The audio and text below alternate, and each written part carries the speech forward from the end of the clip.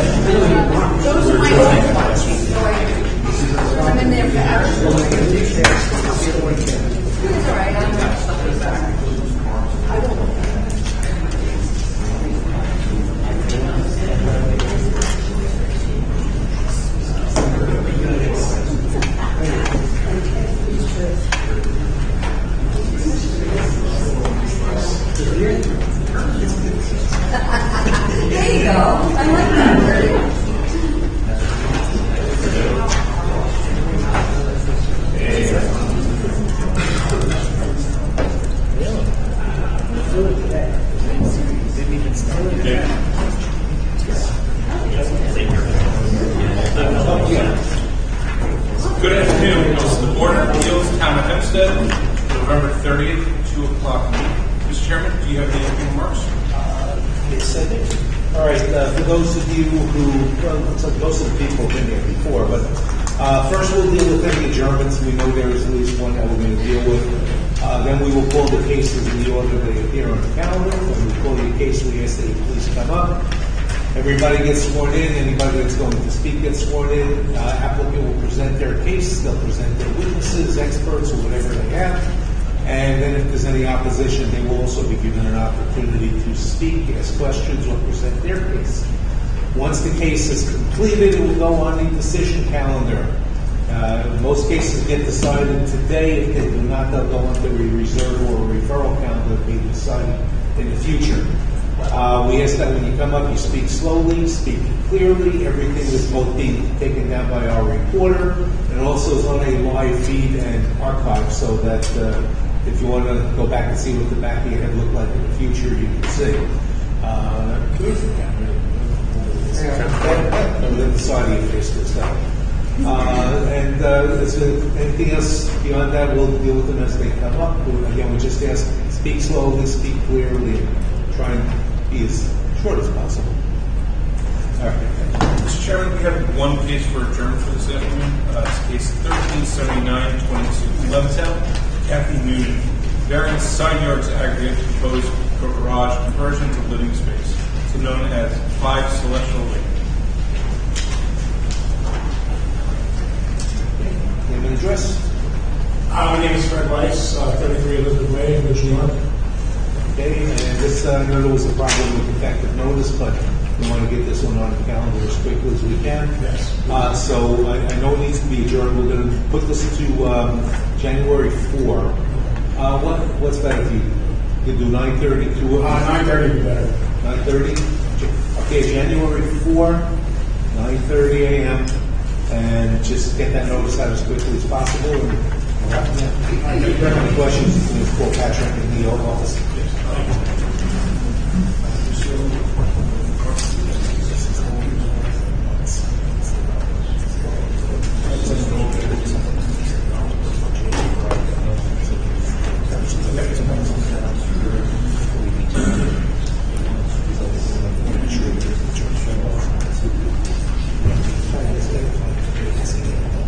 Next, we have case 77422, Merrick, TS of Merrick, Inc. Special exception to use part of building for place for public assembly and a new proposed Tiger Children's martial arts. Variance of off-street parking, also known as 2128 Merrick Avenue. You swear or affirm to tell the truth, the whole truth, and nothing but the truth, so help you God? I do. Please state your name and address to the microphone. Thomas McKenna, signed Wardcraft Culvins, 333 Earl Olden Boulevard, Uniondale, New York, 11553. Jordan George, 2526 Riviera Lane, Belmore, New York, 11717. All right, there's also a third person who signed in on this case. Oh, okay. Do you want to come up a little closer so you can hear what's going on?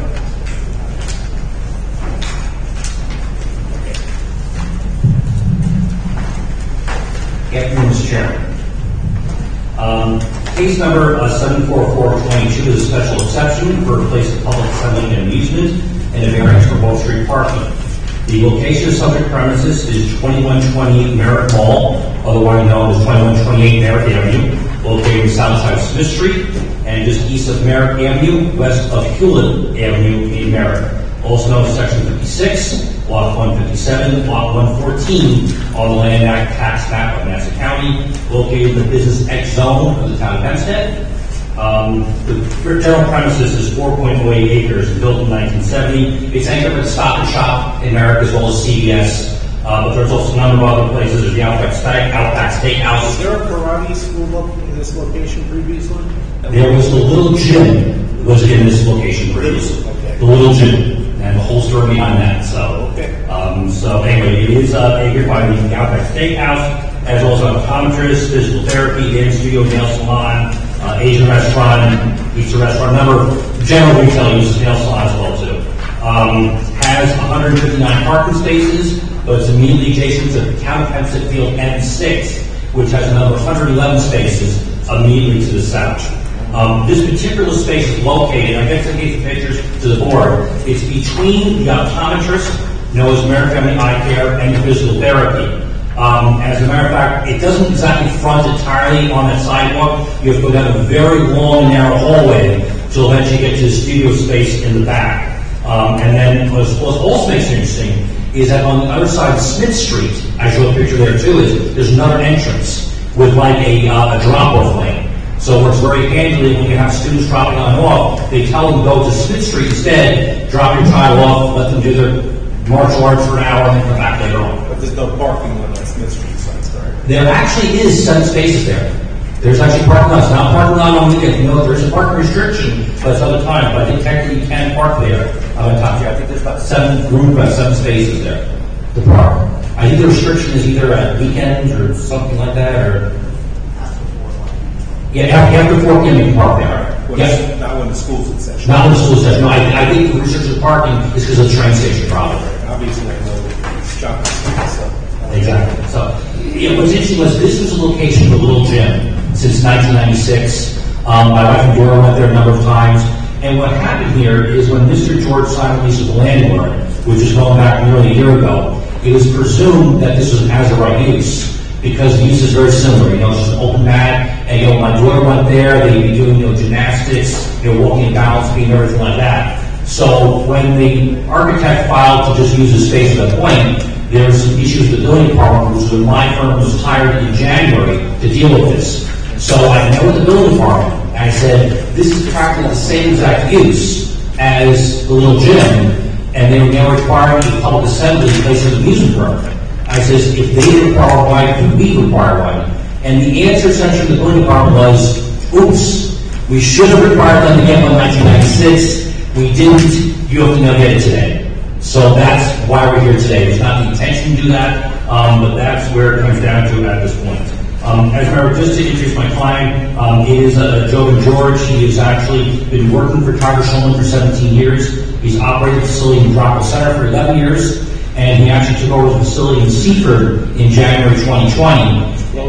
It was not by his choice. The landlord forced him out, and in all honesty, he's been operating in this location since August 1st. It was not his intention to do it again. When they filed, everyone thought this was an as-right use. And we filed before someone were back in May, but he had to feed his family, and that's what he did. But again, looking at the pictures, there's no construction which took place in here. It was essentially a paint job, rolling out new mats. They obviously have, the boxing dummies in there and stuff like that, and that's really what the use comes down to. When you look at the parking too, the parking calculation per square footage for Lucha was 18 spaces. He has the same requirement for 18 spaces, so the parking is really the same. When you go to the code according to occupancy, the building department measured a total possible occupancy of 73 occupants, which then requires 24 spaces, 6 more spaces. You can't put 70 people there and do martial arts. It just doesn't work. So his maximum occupancy is 25 students, is what they have there at any one time, because again, it's one thing people sitting in chairs, but martial arts. And here's another question, okay, what is martial arts? There are no weapons, no karate, anything like that. I think my client described it as jiu-jitsu, but when I attended the class there on Monday, it was literally 3 to 4-year-old children. There were total 7 of them with 5 parents there. And again, they were doing their own exercises, and that was pretty much what I saw at that point, while witnessing other classes. But the age ranges do include classes for 3 to 4-year-olds, 5 to 7, 8 to 13, and teenagers to adults. They're open Monday through Saturday. The hours Monday through Friday are from 2 p.m. to 10 p.m. But the first class doesn't start until 4:15 when school is out at that point. And the last class with some adults will be anywhere around 9:15 or so. 9:15, 9:30 is when the last class is really there. On Saturdays, they operate from 7:45 a.m. to 1 p.m. And they're closed Sundays. Parties? Yeah. No. Birthday parties? No. No.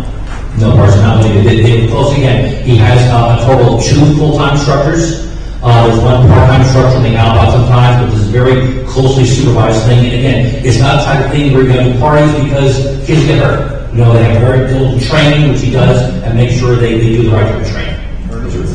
That's what it comes down to. Tournaments? Not there. Not there? No. What about like the overnight things that some of the private schools do? No.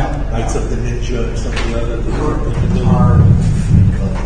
I have 3 boys, I got this. Yeah, our franchise structure does not allow any overnight, stays, no competitions in house, everything is out of house. And parents must drive all students there, so nothing is there. They get dropped off, or they train for 45 minutes, and then they leave. They get picked up. That's it. Yes, Tiger Shulman is a franchise operation, so he's not free to order at once. I think they have about 59 locations in the East area, or 50. They have 50 locations, and again, he's very strictly construed under his franchise agreement. He can't violate or use his franchise. So, Okay, and that's your case. that's my case. All right. Ma'am, do you have any questions? If you want, you can go to the podium. We're going to swear you in. You give us your name and address, and then we're going to answer. You swear from the truth, full truth, and the truth, 16, 9, Spike Pavilion, building number 21. Spike Pavilion, building number 2104 to 2110 Merrick Mall, which is on the back of the Merrick Avenue, running alongside of that parking lot that's connected with the Tiger Shulman's area. We were here a couple of months ago because there's a school across the way which also wanted a variance for extra parking, and we just spent, tens of thousands of dollars putting up a new parking lot and a new fence to prevent people from parking in our spaces. Our tenants are trying to, end their leases early because their parking spots are taken and there's nowhere for their customers or their visitors to park. And we spent a lot of money and a lot of effort to do it, but we can't put a gate up on our parking for our specific building, which is in that parking lot. Which building is yours? It's 2161 Merrick Avenue, and the back of it is 2104 to 2110 Merrick Mall. So it's the first 4 shops leading up to that shopping center that wraps around. The first 4 shops from the supermarket corner? From Benson Lane, Okay. wrapping around Okay. to the shopping market, Okay. shopping store. So we're not on Smith Street side, we're on Madison side, but leading up to on Merrick Avenue. So we spent a lot of money, a lot of effort to keep cars out of our lots. Unfortunately, the more businesses that come in, especially ones that have younger children, where you can't just leave the children there by themselves and leave. You have more people parking, and so we had issues with the school, and now we have another place where you're going to have people with children coming in, and they're going to be parking and waiting for their kids or going in with their kids, and maybe sometimes both parents want to come and see their kid, because I know, if I have two parents in my family, I want to go and see the kid, and my partner wants to go and see the kid, so we both go. So sometimes we take 2 cars per child, which just means a lot more cars in the parking lot, and we've spent a lot of money to try to maintain space for our tenants. There's no way for us to keep cars out. We can't lock our parking lot. So we are really at a difficult situation, and every time someone new moves in with lots of people, we end up back here. So Mr. McKenna, is this operating right now? Yes, it is. It's been operating since August. And for what, you continue. Okay, I just wanted to get an idea of whether this is going to cause more of an issue, or is it already an issue? Already it's operating. been- Because I remember the last hearing when you were here, I believe, we were talking about your location and trying to keep people out of there. Speaking with them definitely helped, and we have a couple of end spaces that stay empty now that used to not be, but the other spots on the other side towards the parking lot where the Tiger Showman's is are still getting packed and full. And it may not necessarily, we don't know for sure that it's them. We haven't watched long enough to see them all go in there. We don't know. And there are plenty of other spots they could park in. So I guess just, In your opinion, has the change in the restaurant caused any worsening of the parking problem? having extra restaurants there. I think one of them switched over to a new owner. But the Italian, it used to be Gino's Pizza, as now Montana Brothers. Yeah, they've definitely been a problem, but we've told them a couple times, so that seems to be solving that problem. All right. Again, we'll take a look as a board. We usually when this issue, we'll take our own look to see what the situation is, and we'll try and do what we can to satisfy everybody. Mr. Chairman, for what it's worth, if you look at the pictures I took, and I went and spent there on Monday, late afternoon, early evening there, and I actually just did count the space for what it's worth. When it was a very limited space, it wasn't other times, but at that point in the Merrick M6 lot, there were 32 empty spaces, and in the Stop and Shop lot, just immediately to the east, there were 23 empty spaces. Again, it was a small snapshot, not was one of the point. But again, my final time, again, please talk to my client anytime. I was looking to be a good businessman, be a good neighbor. Again, we try to encourage everyone to please go and come in on the Smith Street side, because that's actually a more direct way to get into the gym anyway. As my client mentioned to me, he only has at most one parent. You never have 2 parents coming to this place. And frankly, if I were a parent, I would gladly deposit my child there so I don't have to see them for an hour and then put them on later on. So that's the age I'm at. My kids are 13, 15. It's not a fun time in my house. So they don't like me, and I'm not going to find them either. So I can drop them off. That's not a record. They can watch this. You should see what they say to me. So that's nothing compared to this. So again, I invite, the one residents to please speak to my client, whatever way we can accommodate. We're just looking to business, but again, I think the good use is almost identical to what was the little gym for 25 years and trying to make traffic impact as small as possible. Okay, thank you. Mr. McKenna, if you know, what is the difference between what the building department is charged to the public assembly, your client, versus retail space? As far as the parking calculation? Yes. Again, the difference is with they calculate occupancy and then they go and revert back to that to get the park calculation. So that's why technically they're requiring 24 spaces compared to 18. That's how it is. Otherwise, the 18 was with Little Gym for since 26 years. The last time this property, because my understanding came for a big usage, was with the Stop and Shop back in 2013. That was a very major hearing at that point. There's no consideration. So this got lumped in with the Stop and Shop variance back then, is how it worked out. So when according to calculations, the way they calculate the gym space, we required 6 more spaces than was required previously. But again, it's based on a 7.3 occupancy, which you can't possibly put in there for the training unit. You couldn't have more than 25 in there, they'd be hitting each other. So would you be willing, or you lock your client into that limited number of occupancies? Yeah. I can show you rosters. We never. No, it's not necessary, as long as you're you're hearing your attorney is speaking for you. Yes. Yeah. The board, if they. Yeah, I mean, the occupancy is more than 25 students, and again, the number of parents come is usually in relation to the age. Okay. The younger children, again, when I was there, you had two parents with a couple of kids who were 3 and 4, was one. But I think when you get to the teenager and older level, the parents just drop off and leave. So if we limit your occupancy and we say to your client that he has to post and advise his patrons to park in the rear, Yeah, that would be okay. absolutely. Thank you. All right, so what we're gonna do is we're gonna close the hearing, we'll put it on the reserve calendar so we can take a look and see what options are there. Right. And then when we do render a decision, all three of you will get a copy of that decision. All right, do you have any other questions from the board? Will the hearing be closed and placed on the decision calendar? All those interested will be notified by the elder before the decision. Second. All in favor? Aye. Any opposed, any abstentions? Thank you. Thank you.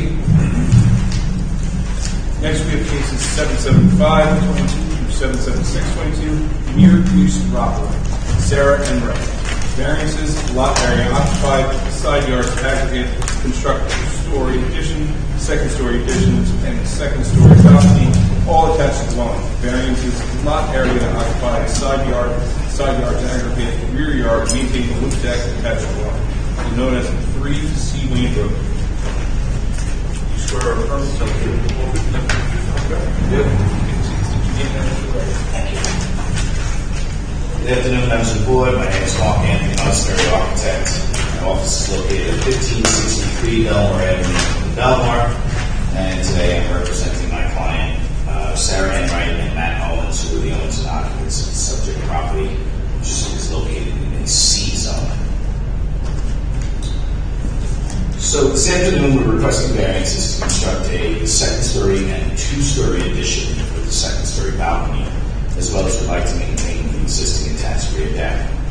The clients are looking to expand their living space on the first floor, which would include a study, expanded 3-piece bathroom, and the laundry room, along with a covered deck area. For the second floor, we're expanding this cape to have 3 bedrooms and a bath. In addition to those proposed requests, we'd also like to maintain the existing rear deck.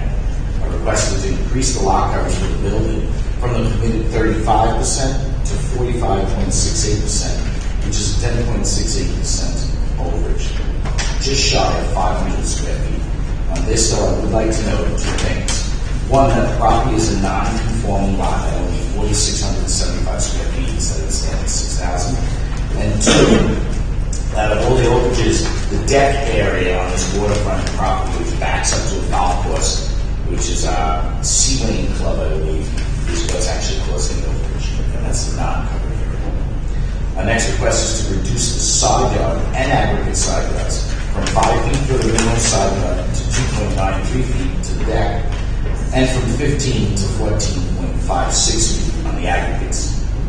Lastly, we'd like to reduce the rear yard for the deck from 15 feet to 11.34 feet, and the second story from 25 to 20.67. That concludes my case. Any comments, objections, support from any of the neighbors? No, sir. They're actually well known in the area. They've been there for some time. Does the Seaway Club do what they're trying to put hazard in? All right, do you have any questions from the board? Yes. This is the rest of it.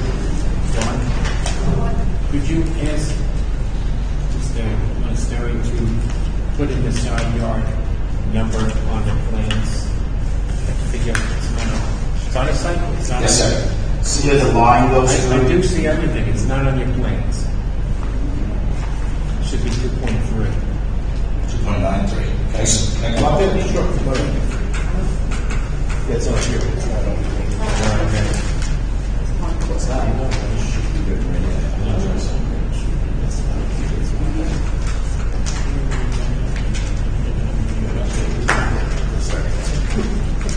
Thank you. Thank you. Any questions from the board? I move the hearing be closed. Please place on decision calendar when your board renders its decision, you'll be notified. Thank you all. Second. All in favor? Aye. Opposed, any abstentions?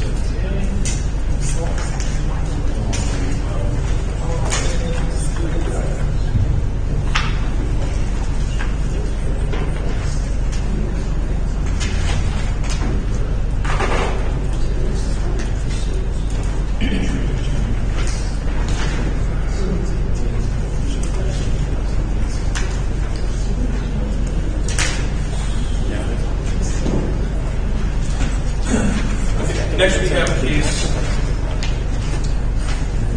777-22 Baldwin, Trevor Jones.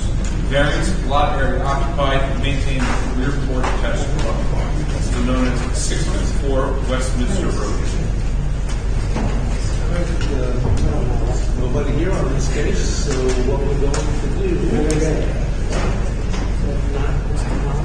It is not. That's not the case. Trevor Jones. Trevor Jones, 777. Where is Trevor Jones? All right, so on case 777, we're going to adjourn this to, let's do January 11 at 2 p.m. and just notify the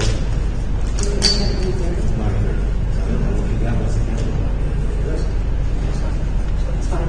He said it's fine. 9:30? All right, put it on January 11, 9:30, and let's notify the applicant that be here. Next, we have cases 778-22 through 779-22 Belmont. Vincent Farrell, variance, lot area occupied, truck addition, and street roof porch, both attached dwellings, variance, front yard average setback, maintain roof over open porch, attached dwelling, also known as 312 Washington Avenue. Swear,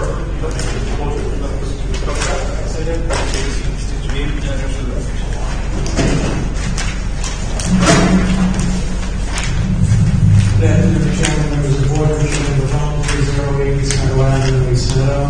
Hearing as the agent for Hempstead Barrel, 312 Washington Avenue, located in Belmore. I'm respectfully requesting both cases be heard as one. So the first variance is for lot area occupied to construct a rear yard addition with a screened porch, both attached to the existing dwelling. Second case is to maintain an existing open roof over the front, and also a deck that's maintained in the front of the house. I'm sorry. That's okay. So as you can see, it's a one-story dwelling. My client has owned this house from 1975.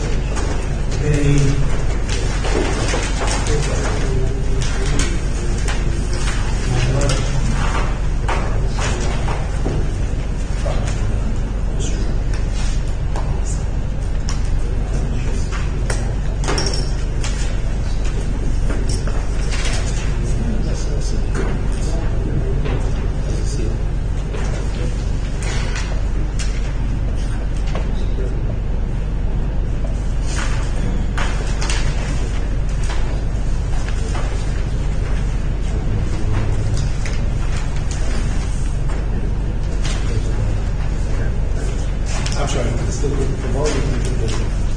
Okay. Client has owned this house since 1975. The deck and the roof over the front were existing at that time. This house has treated them very well with their family.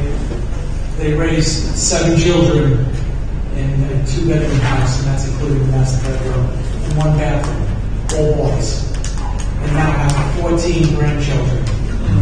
And the proposal here is to have additional living space, still maintaining the 1 family dwelling, a 1-story, which is noted in the plans. They're just asking for additional bedroom plus another bathroom and just some open space so all the grandchildren and they can have their children visit during the holidays. And after all these years, this is a modest request for a renovation to a 1-story dwelling in the town of Hempstead. Well deserved after all these years of raising 7 children in the same house, all being boys. The lot area occupied would be 34.3%, 673 square feet over the allowed 27.7. The 1-story addition would be used as a living room and also a screened porch. I'm trying to follow you on your submission by Mr. Monacosta. So the lot area occupied, let's see, building units? 34.3? 34.3%. And what's required? 27.5, because the actual deck in the front, the stretch deck is 16 inches above grade. So you're allowed to go up to the 30%, but it has a roof over, which was part of the original house there at the time when they purchased it. So you have, considering the maintaining of an existing roof over in front, and also the deck that extends somewhat for a few feet out from the front of the house. Okay. So the overall lot area is 34.3%. And that includes the proposed one-story. Go ahead. It includes the additions, the proposed additions to the rear, modification to the house, which is also expanding the master bedroom so that they can now create a third bedroom in the house and a second bathroom. Okay. The next variance is the front yard setback. That is correct. And that is the original front yard setback is 25.9. You have the difference of 7.71 feet, which is a low profile deck, 16 inches above grade. The average front yard setback is 25 feet as per Mr. Bonhouse's plans. And the roofed over porch, is that the rear or the front? It's in the front. If you, on the plan, on the site plan, which you see roof RO deck, Yes. that area is just roofed over to the in line with the house. The deck itself extends out with a 7.71 feet. Okay. So it's an open area. Again, these are all modest renovations. This is anything that's grand. There's a great view of the back of the church. Yes. Like I said, this house has served this family very well. And the request here is just to give them additional living space for their family. That's all. I have no further questions. Okay, and that's the vote on your case. Yes, it is. Any other questions from the board? I mean, the hearing because the case be placed on our decision calendar. When we reach a decision, you will be notified by the public. Thank you very much. And if I don't agree with all the holidays, everyone please enjoy the holidays. Thank you. Any opposed, any abstentions? Next we have case 7-8-22, Woodward Nathaniel and Grebo Wyman. Variances, lot area occupied, front yard average setback, construct one-story addition, a two-story addition, and second-story additions, all attached to the home, also known as 47 Church Avenue. Do you swear to affirm to tell the truth, the whole truth, and nothing but the truth without guidance? State your name and address to the microphone. Chairman, members of the board, my name is Todd O'Connell, architect and business at 1200 Veterans Highway, Hop, New York. Hi, Nathan Weir, 347 Church Avenue, Woodmere. All righty, thank you, Chairman, members of the board. My client, Mr. Rader, is looking to expand his home, which is in need of a couple variances. He has 3 young children, family of 5, has frequently guests at his home. People stay over, so he needs a little bit more space in his house. To give him the space that he requires, we do need to come before this board for a minimal variance. We're requesting a relief from the total amount of coverage to under 30%, and I say under 30% because, as you know, the code used to be 30% in this particular zone. We're asking for 29.6, where 27.5 is permitted. So this is a variance that we've been before this board in the same zone in the same area, and feel that it's a de minimis request. In addition to that request, the front door of this house is very, very, very tight, especially with kids coming in, backpacks, and all school supplies. So we're just trying to get a little more breathing room on the side. So we're expanding the front entry out to the sides, just a little over a foot on each side, which gives us the ability to put a closet in and a little bit more room to stand by the front door. We're not coming any closer to the street, so we are requesting a relief from the average front yard setback, but we're not making it any worse. We're just maintaining the line of the entry foyer that's currently there. So I feel that that's in essence the minimis request as well. We don't feel it's going to have a negative impact in the character of the area. This is within keeping of other homes in the surrounding area. no negative environmental impacts. To give the space that Sweeter needs, really there are one of options but to come before this board, and we feel that the benefit achieved would definitely outweigh the detriment to the surrounding areas. Thank you. This is one of the small variance requests for this area that we've seen in the last few years. Right? Yes. Is there anything else that you would like to add? That'll conclude. Thank you. Any other questions from the board? Hearing is closed, matter placed on the decision calendar. Notified by mail. Thank you very much. Have a great afternoon, everyone. All in favor? Aye. Opposed? Thank you. Next, we have cases 17-122 through 17-222. Baldwin, Eric James LLC, CO Eric Mahler. Variances subdivision of lot front width from street line to front setback line, lot area occupied, construct dwelling house B. Variances lot area occupied, side yard to maintain attached two-car garage, west side of Milburn Avenue, 306 feet north of Church. Also, case 17-322 Baldwin, Eric James LLC, Eric Mahler, variances subdivision of lot front width for street line to front setback line, lot area occupied, side yard aggregate, maintain dwelling on a lesser lot, house A, also known as 2768 Milburn Avenue. I have you. Before we get started, Mr. Minister.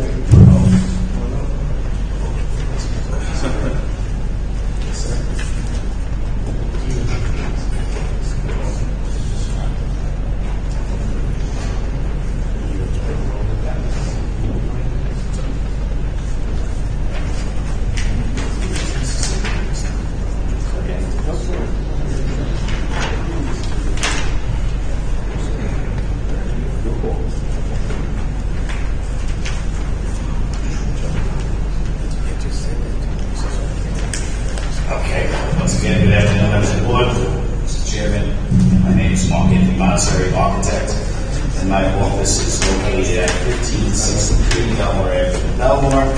And today I'm representing my client, Mr. Eric Mahler, who is the owner of the subject property. I would like to submit, if I could, a marked up radius map as well as two pictures of the front and kind of side of the property in question. All right, we'll accept those evidence as long as you tell us what they are. Sure. So the first one we're going to look at, well, both of them are, the two photos are, one of them from Google Earth, which you'll see what the property looks like, and the other is actually taken myself, so you can see what one of these side yard encroachments is from the subject property as well. More importantly, though, there is a copy that I have highlighted of the radius map, which will show the various properties in that radius. So, on that radius, I would like you to notice there's a 100 and 200 foot radius. There's 41 total properties that are inclusive of that. 32 of these properties. 41 properties within the 200 foot? The 200 foot radius. Both have the 1 and 200 foot radius. It's a total of 41 properties. Which 32 of those properties do not meet the front yard width.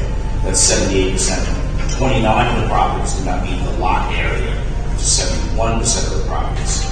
20 of these properties are over our lot coverage. The common denominator is still 200 foot radius.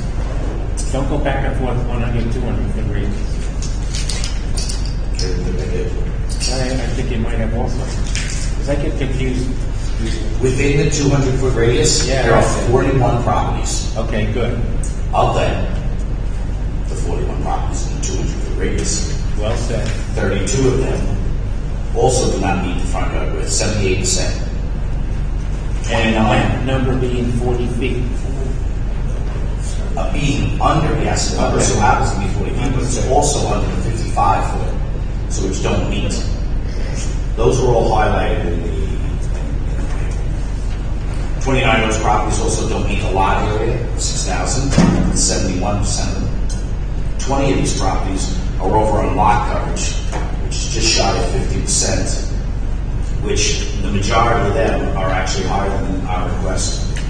And lastly, 18 of these properties do not meet the side yard setback. So I'd like to first go over House A, which is the original house that sits on the property today. The existing home is a non-conforming 1.5-story, one-family home with a basement. Application permits have been applied and approved for intended alterations, which are minor, to legalize the existing deck and the AC unit. Our proposed subdivision would put this on a 4633 square foot plot, which would be larger than 75% of the surrounding properties. Besides the lot size and lot frontage of 40.03 instead of 55, this plot will meet all other zoning requirements besides a very small side yard reduction from 5 to 4.7 feet. That's why I also gave you that photo. And a combined side yard of 11.8 instead of 15. The existing garage will be on the subdivision on the new property. You'll see that also in the photo. House B, which would be the new home on the subdivided property, will be a 2-story, 4-bed, 2.5-bath, inline colonial style home, also with a full basement. This house will be constructed on a similarly sized, lesser lot of 4,600 square feet and have a frontage of 40 feet. Besides the lot coverage of 31.87 versus the 27.5 permitted, we would meet all of the zoning requirements on the main building, including front yard and both side yards. This property has an existing detached garage on it, which we would like to maintain on this new property. This would be maintaining a side yard of 0.5 feet instead of the 2 feet required. The interior of the garage will be 5 foot to 5/8 type X sheetrock, and the exterior presently now, like the house, is masonry stucco. I'd like to just recap the requests. The garage is going to stay with the old house? The new house. The new house. Yes, sir. Thank you.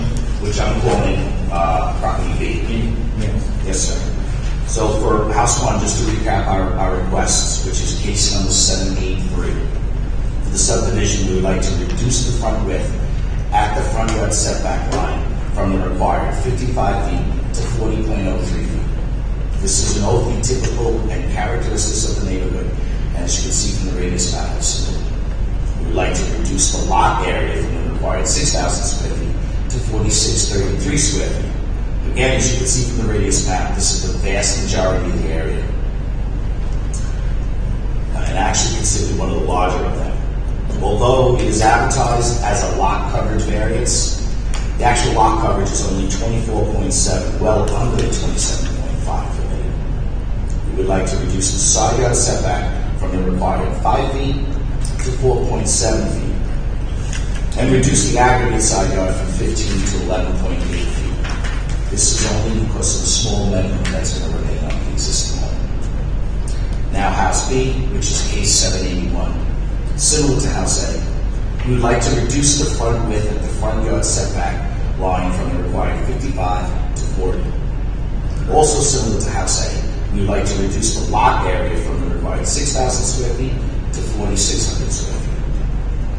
We would like to increase the lot coverage from the permitted 27.5% to 31.87%. This I would consider a small overage and is caused by the existing 2-car garage that we would like to maintain. If not for the garage, the house would be a lot coverage of only 22.5%. And as for the existing garage on the proposed property, which is case 782, we would like to reduce the side yard from 2 feet to 6 inches, which is where it would be existing. I believe these requests are characteristic of the neighborhood. That concludes my case. So on House A, Yes, sir, that's the existing house. yes, you said that it's advertised that you need a lot area occupied, Yep. but you don't. No, sir. So would you like to withdraw that? I would. Okay. So there is under a separate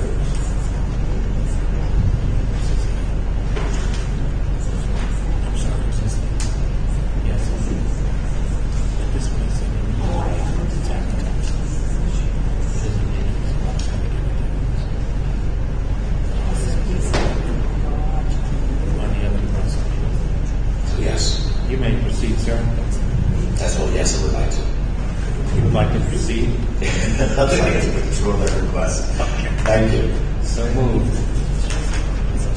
All right. Do you have any other questions from the board? I have a question. Yes. On the existing house, I know it's not here for height, but how tall is the existing house? They did submit a picture of it. It's a 1.5 story, so I'm going to say it's not higher than 19 feet total height. So how much higher is that other house going to be? The proposed house? The other proposed house is, I think, 25, so approximately 5 to 6 feet higher. And in the neighborhood, are there? There are a few houses that are true 2-story homes on that block particularly, and just opposite that block, which is Harvard Place, there are several. So it's a variety of different houses? The properties are very similar. The houses do have a little bit of variety. This is an older area, meaning that the houses have been all non-conforming. So this is... Mr. Mahler thinks you need help. As a local realtor, Mr. Mahler, don't you? Name and address for the record, Mr. Mahler. Eric Mahler, I'm sorry. You swear to tell the truth, whole truth, nothing but the truth, so help you God? I do. Just take seats that you need, Mr. Sure, Eric Mahler, 1030 York Road, Bolton, New York, 11510. I am not qualifying you as an expert. Fair enough. To answer your question, yes, I would say about 60% of the homes on Harvard and Milburn are over 2 stories. Directly across the street, there are similar 2-story houses. Right next door, there's a dormer, one of these 1.5 stories that's been dormered up. The larger lot, if you notice, Policaro is the name, just to the south of it. And on Harvard, there's several 2-story houses as well. I would just like to point out one last thing, that 2 properties to the north we have developed in the last 20 years, and 5 properties on Harvard. We have also done the exact same thing on these 89, 100 and change down to 40 and 100 and change. So you have single-handedly changed the character. Yes, you have 2 more lots to do that. they're not regular. Policara's approach. And that's your case. That is, sir. All right. Other questions from the board? And will the hearing be closed in case based on the decision calendar? All those who signed in will be notified. Thank you both. Thank you. Second. All in favor? Aye. Any opposed? Any abstentions? Next, we have case 7422, 7822, near Valley Street, 3 acres, LLC.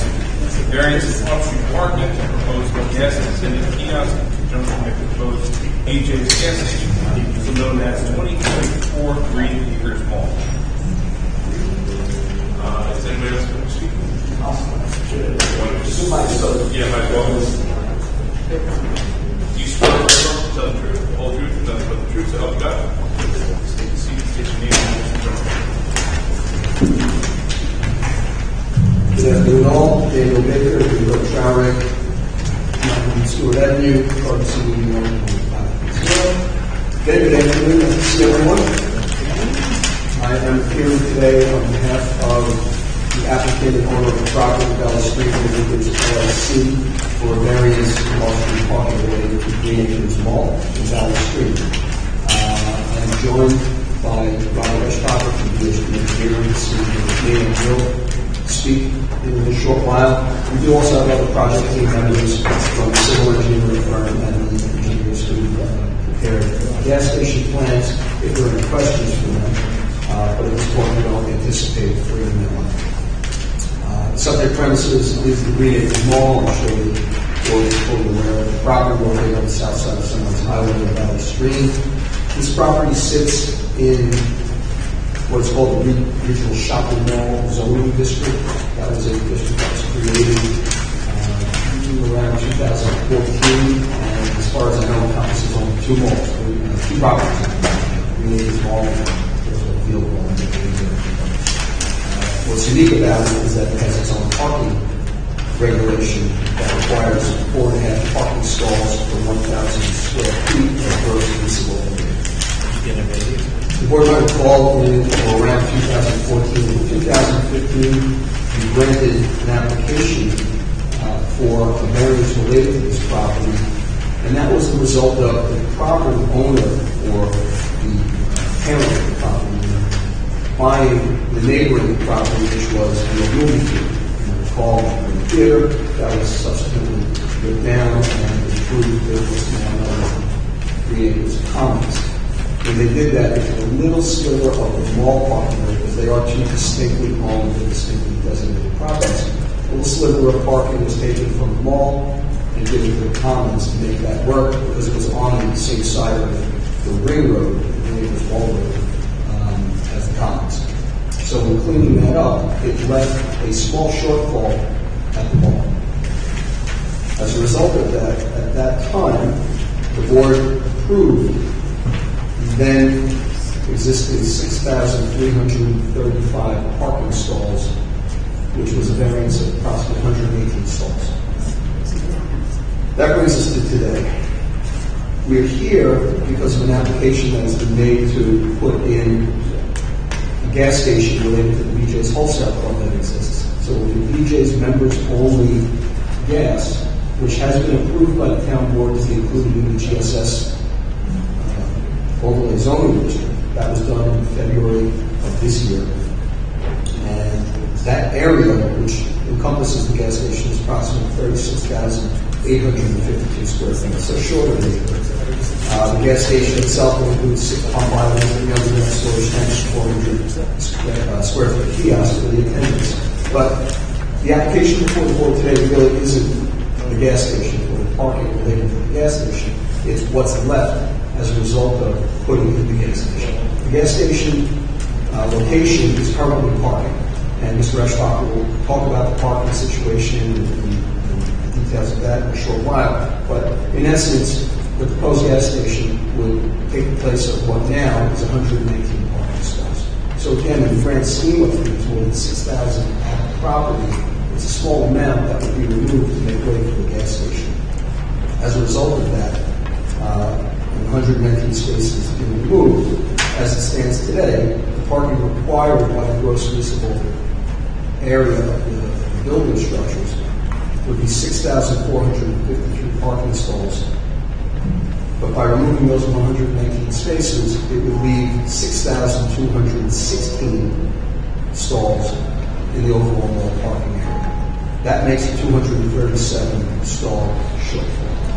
Again, insignificant in the grand scheme of things here, and Mr. Eschbach will get into the details of how insignificant and minimal the impact would be. But in essence, in order to make way for the gas station, which would be improvement and beneficial to the property and the people visiting there and the members of the BJ's, we think this is an insignificant increase in the existing variance. So with that, I would ask Mr. Eschbach to take over. Mr. Eschbach, can you address on the record, please? Sure. Robert Eschbacher, DHB Engineering, 100 North Parkway, Hinton Park. All right, since the last time we qualified, he was an expert on traffic and parking. Have there been any changes in your profession? Yes, sir. All right, we're going to continue your qualifications as an expert. You're free to testify. Thank you. Good afternoon, Chairman Weiss and members of the board. I was retained by the applicant to review this matter with respect to traffic and parking. My study included a review of the site plan, an assessment of the projected traffic volumes, an evaluation of the site access and internal circulation, and an analysis of the adequacy of parking for the BJ's gas site and the overall 3 acres mall. As you see on the site plan, the proposed BJ's gas station should be located near the southwest quarter of the mall, diagonally opposite the existing BJ's Wholesale Club, which is opposite it on the south side of the railroad. There's a traffic signal to facilitate movement between the gas station and the Wholesale Club, and there will also be multiple access points for the gas station, both internally from within the mall itself and externally from the railroad. These access points are well designed and will function efficiently and safely. With respect to the requested variance in off-street parking, I studied the parking in the area adjoining the gas station and in the overall mall. To evaluate the significance of the parking shortfall, I conducted parking utilization surveys of the entire mall. As Mr. Baker indicated, we are short 237 spaces. The one parking study I did was recently on a Saturday afternoon, November 5th, 3 o'clock in the afternoon, which various studies have indicated is the busiest time, not only for malls in general, but at this location as well. So at that time, just a month ago, we found 3,961 vacant spaces. That represents 62% of the spaces in the mall were vacant and available. Previously, I've been working on this project for a year and a half now. We did another study a year ago on Saturday, December 18th. It was the last Saturday for shopping before Christmas. And at that time, 3 o'clock in the afternoon, the survey showed that there were 3,031 vacant spaces, 48% of the total. This is essentially about the busiest you would get the mall. So at that time, we were over 3,000 vacant spaces. So these vacancies between 3,000 and 4,000 over the last year are clearly adequate to accommodate the 237 space shortfall from the code requirements. I also took a look at the specific area where the gas station is located.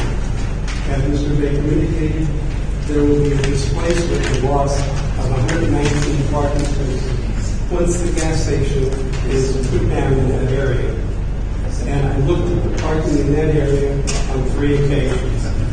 November 6th, last year, Saturday, 223 vacancies.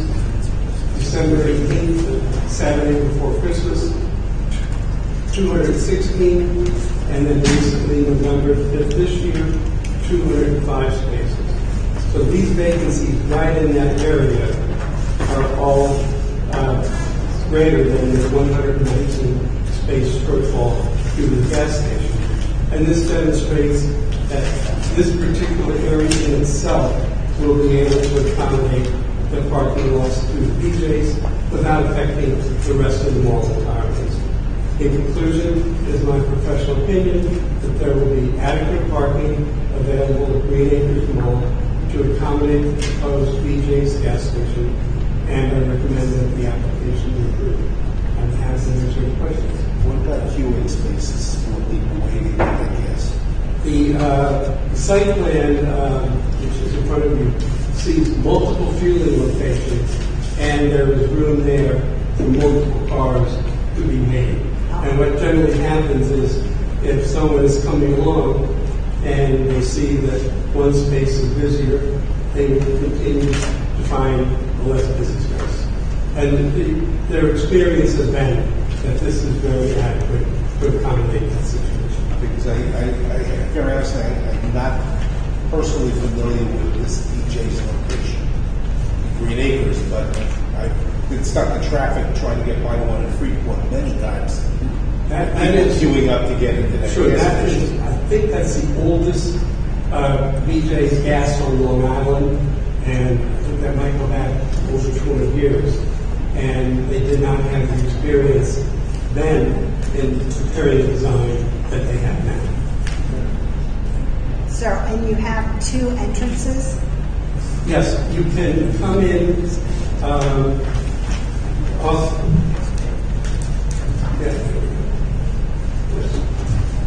You can come in off the main road going north-south. You've got the traffic signal on the ring road, and let me just. You have an entrance like on the east and on the west. On the east, yes. Okay. You come in off the ring road, and then make a left turn into the area. Right. And there's an exit going back out.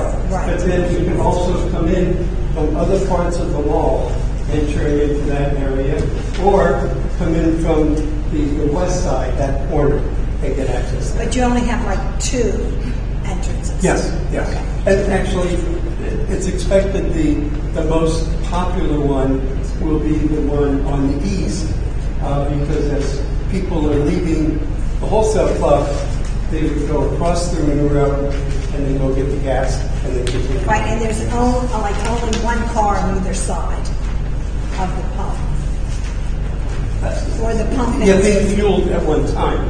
Right, Yes. no, but the pump only has one car on each side. Yes. I just happened to go to Costco in Oceanside, okay? And there's like 3 cars on each side that can be done because they've got 3 different pumps. Okay, yes. This is just one. The single, yes. Single dispenser.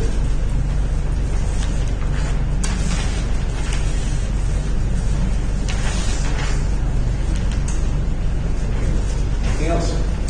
Nothing else unless you have any other questions? I have a question for you.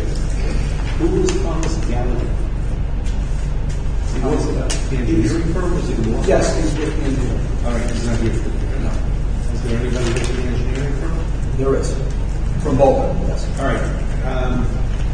I'd ask you when the representative just to come up and second.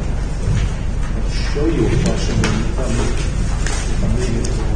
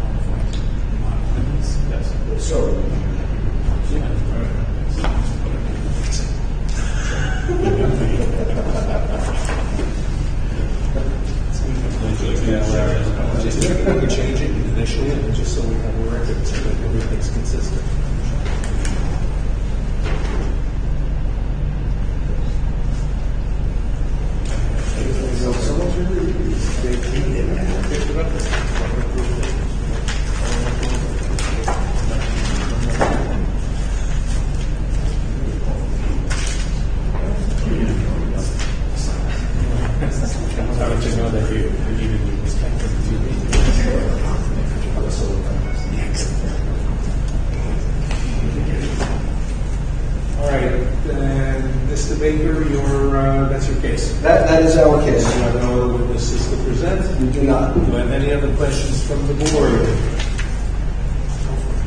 I move the hearing be closed, the case be placed on our decision calendar. When our decision is rendered, you will be notified by mail and anyone else that signed it today. Thank you very much. All in favor? Aye. Any opposed? Any abstentions? Thank you. And happy holidays. We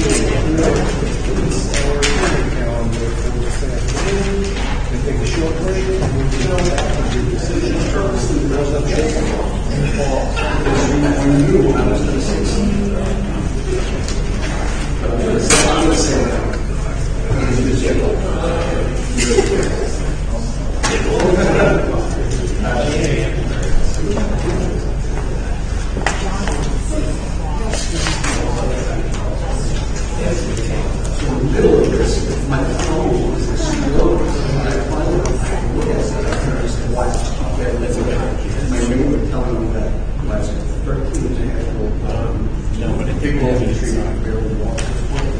sitting out in the pouring rain. The sun left out, and who knows?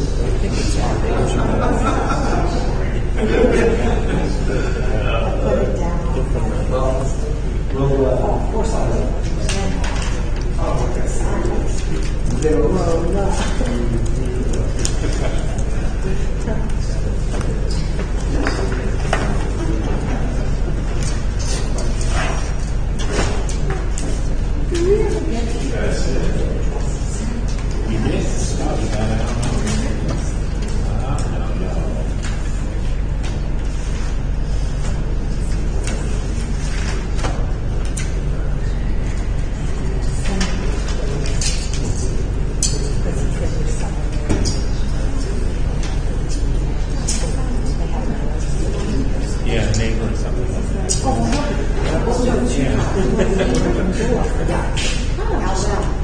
I didn't show you your Did you visit? No.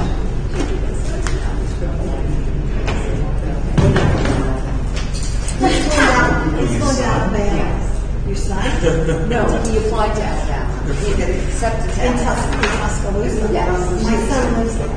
Yes. So, you did get accepted there. And then got accepted to NSU. I heard that.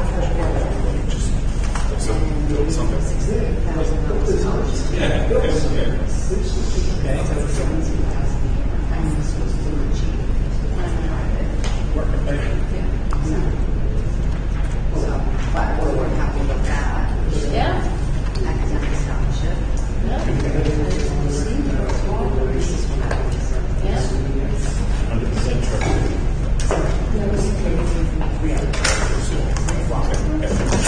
It's exciting. Like the first time, like when I was there, like my friends like, oh my god, he's doing something. I can't believe it, right? Other stuff comes in, like, you know. Like, the first school, you're like, oh my god, exactly. It's too funny. Alabama. I have to fly into Birmingham. About 45 minutes south. Now, you can fly through Atlanta to Birmingham. There's a lot of flights, but we take a straight non-stop. Requires 6,000 parking spaces. That's very good. Used to be good day.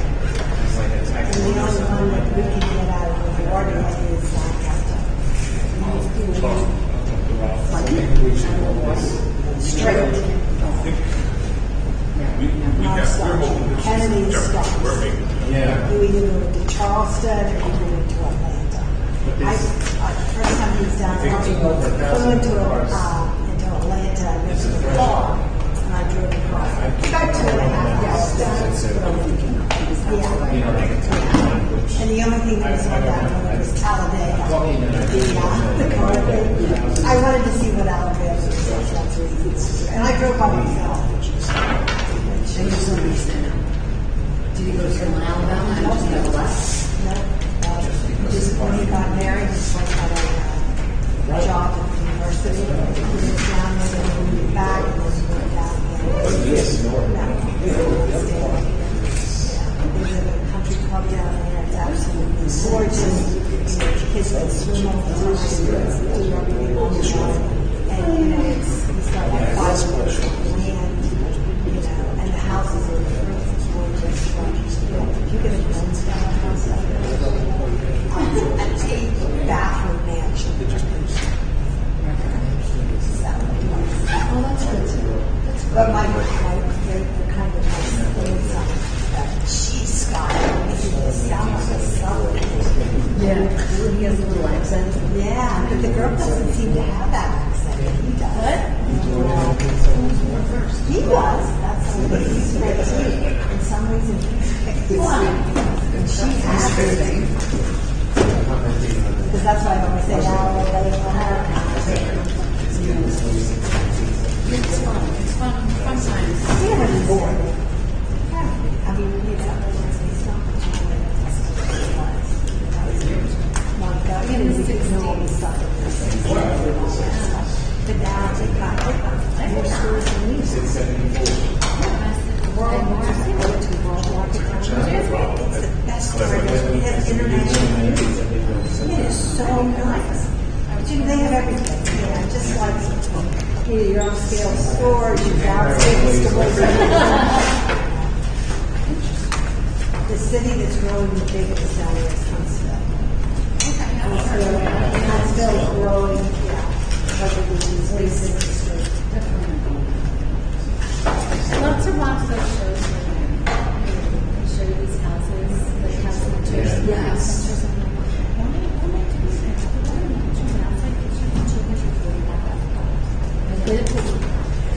Joe paid $150. Well, when you go there, I know, darn, you got that. Well, but then there are bigger mansions. Yeah. Well, I haven't seen you guys since Thanksgiving, have I? I can tell you a story. The Sunday before Thanksgiving, I'm watching football games and my phone rings with my son. Right. Last week, he said, because that's my immediate reaction on the phone. He goes, I have a good story to tell you. So is it good or bad? He said, you probably like this one. He said, where are you? So I'm sitting at the table on the freaking note in Las Vegas. I said, yeah. He said, I was playing, I played Mississippi Stud Poker. It's his favorite game. So we come in and it's a jackpot game. So he says, yeah. I said, I just got the ace of the king, diamonds. Yeah. And then the dealer flipped the queen, the jack, and the 10 of diamonds. Oh. I said, that's a jackpot game. He said, because $511,000. You? Right, my son. Vegas. Oh my gosh. How much check to pay the government, right? They took 20%. It's Vegas. He's a Vegas resident now. So Yes, it's not federal is not. They only took 20. They took Very good.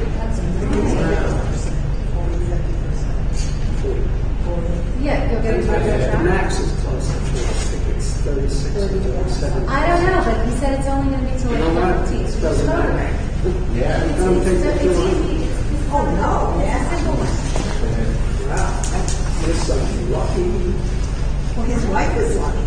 Yeah, but this is beyond. Wow. This is Those are $5,000 chips stacked in front of him. to think he screwed up and went to Wall Street. Yeah. Because There's real money doing something else. And no odds. Wow. He loves it. He's never I could be not. Oh my God. 2 days later, About what? about everything, it wore off quickly. So this year, it's like he bought out the draft games. I worked the draft games for days. Oh yeah, they bought out all his games and all his rights and everything else. So that's. So he's just enjoying himself. No, he's working for them. Now, well, I don't think he'll be probably. Yeah, of course. He's got a little bit of a lifestyle. Yeah, he's on his way. Amazing. I might do my luck to How do you develop a love for being You know what? I grew up that way also. My father was loving him. And from the time I was a little kid, like I would go to work with him in Manhattan when I was like 10, 11 years old. And then we'd catch the bus to Yonkers. And we'd go to Yonkers Raceway with him and meet my uncle there. And, we'd have dinner. It was like the way to do it. You have dinner, you sit in the Cloud Casino, whatever they call it back then. And I was their runner. They sent me to run, put the best down. And I said, look, you guys give me $1 because I'm betting also. And as a kid, I just enjoyed it. I always enjoyed casino gambling. When Brent was maybe the same age, I still remember I took my 3 was to Aqueduct. And I said, look, each of you guys can pick one horse in each race. So Brent picks a horse in the race. The horse had 3 legs. I mean, telling you, and I said, you can't bet that horse. Just like, no, I'm going to bet that horse. So we bet the horse. Horse won. It was the longest shot in Aqueduct history. 30 years. Paid $337 on the $2 bet. He just has to Just the winner, as they said. So, okay, he's now, I think he's 16. We're on a cruise. Give me some money. I want to play the slot machines. No. You can't. You got to be 18. You're not just going to go in the corner and worry about it. I said, look, what I need to do, don't play any of the games that have jackpots. Because if they're not going to pay you if you win. Yeah. And I'm sitting at the table all night playing all Sunday the bells and everything going. And you run over and sit in the seat. And I look up and I have my back to him. And I look up at the dealer and said, my son just did a jackpot, didn't he? And she looked at me closely. And they came up to him, and first thing they asked him was, how old are you? And he goes, no, he wouldn't listen because I'm not 18. Wouldn't lie to him. They go again, how old are you? I said, I'm not 18. I said, okay, but you paid, but don't let us cash you in here again. They paid him, it's like $1,800. Wow. And the next night, he said, could go into the casino. Ronald took him to play bingo. Since then, he has nothing, but other than this year, he's been having a good year. I wouldn't like Some people have the luck. My son, Me, forget it. and as I said, he's a Nevada resident, so he saves this New York State tax. No income tax. That's right. Wow.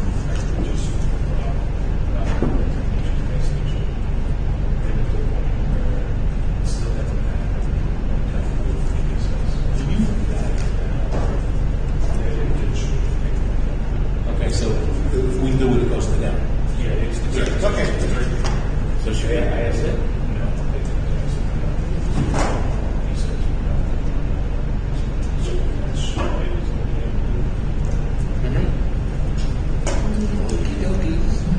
Well, okay. What about the other people? All right, let's go back on the record then, because we go through this calendar. Get out of here, there's some pull out. All right, so let's, you want to do this first or the other stuff first? We'll go through this and then we'll Okay. First case, 774-22 TS of Merrick INC. Property is 2128 Merrick Avenue, Merrick. I guess we really should take a look at this first, just to make sure. My recollection is that I asked them about a karate school being there previously. There absolutely was a karate school there, but I think the little gym either took it over or something like that, because I know kids that went to school there. So it's been a karate school previously. But we'll take a look and see, because I don't know if that really impacts the one that was in here, because the problem is that they had closer to Pennsylvania. So we're going to hold that in our reserve. Cases 775 and 776 and 22 near East Rockaway, Sarah Enright, 3 Wayne Road in near East Rockaway. Any discussion on this? If not, do I have a motion? Make a motion, cases 775 and 776, 2022, applicant is Sarah Wright, property located at 3 Wayne Road, East Rockland, be approved as requested. Second. All in favor? Aye. Any opposed? Any abstentions? Next case, 777-22 Baldwin Trevor Jones, 654 Westminster Road in Baldwin. Any adjourned? January 11, 9:30 a.m. 778 and 779 22 Belmore Vincent Farrell, 312 Washington Avenue, Belmore, New York. Any discussion on this? If not, do I have a motion? I move case 778 to 779 22 Belmore, Vincent Farrell at 312 Washington Avenue, be approved as requested. Second. All in favor? Aye. Any opposed? Any abstentions? Next case, 780-22 Whitmere, Nathaniel and Rita Weeder, or Weiler, 347 Church Avenue, Whitmere. Any discussion? If not, do I have a motion? I move that case 780 of 2022, Nathaniel and Rita Wider, 347 Church Avenue in Woodmere, be granted as requested. Second. Second. All in favor? Aye. Any opposed? Any abstentions? Next case is 781, 782, and 783 of 22 in Baltimore. Erica James LLC, care of Eric Fowler. We have 2768 Milburn Avenue in the property immediately adjacent. We have some conditions that we normally would do here, but any discussion on this case? Just for the record, case 783, the request for lot area occupied has been withdrawn. Okay, it was just to maintain on the lesser lot. Yes. Okay. So I therefore move that case 781, 782 in Baldwin at subdivision house B, that it be granted with the normal subdivision conditions, and that case 783, the companion to this, maintain a dwelling on a lesser lot, be granted. Second. Second. All in favor? Aye. Any opposed? Any abstentions? Next case, 784, 22 Valley Street, Green Acres LLC. 2034 Green Acres Mall, near Valley Street. Any discussion? If not, do I have a motion?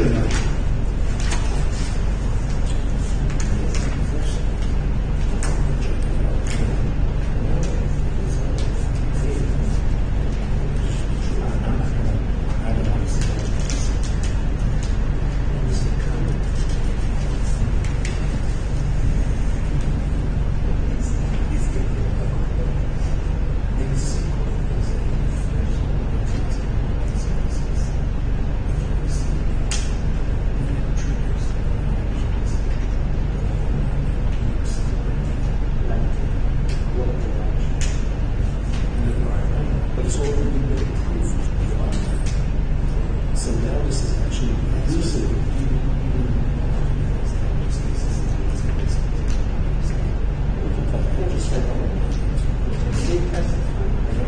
He did. He did give us a number. And then we said 1,000. Yep. Okay. Okay. All right. Make the motion. Somebody make the motion. I move that case 784 of 2022 in Air Valley Stream Green Acres LLC. They're requesting a variance in off-street parking. The amount of parking for this particular application for a proposed gas station, a gas attendant kiosk, in addition to the pumping stations, that the environmental impact would be minimal based upon the paperwork and the testimony. So therefore, I move that this case be granted a negative declaration of receipt. Second. All in favor? Aye. Opposed, or abstentions? I further move that case 784 of 2022 in Valley Stream, Green Acres LLC, requesting a variance in off-street parking, be granted with the conditions that apply. Second. Second. All in favor? Aye. Opposed, and abstentions, all right. Last case, 1379, Colonial Hempstead. Kathy Newman, 5/Shore Lane, the Bucktown, adjourned to January 4 at 9:30 a.m. All right, that completes the hearing calendar, the decision calendar. They were contacted by West Park. We were contacted by West Park Fitness and their attorney, Mr. Brown. They would like to request a rehearing. They have changed it from a 3-story to a 2-story, and they're looking for a rehearing discussion. I would like to postpone that decision for a week. We'll take it under advisement. Right, we want to just take a look and see how big the differences are, so we know what we're looking at, see whether it really would require a parallel application. So, and I think a full board should be. Yeah, we're short 2 members, so let's see. We know this was the picture of the next week, so this one. All right, so we'll deal with that next week. All right, anything else? That's it. That's all I have. Motion to adjourn. I move we adjourn to Have this. Have a second. Roll up. Have a second. Second. All in favor? Aye. Any opposed? Any abstentions? So meeting on December 2nd, December 14th. 7. 7th. What's the second? 7th, 14th, and then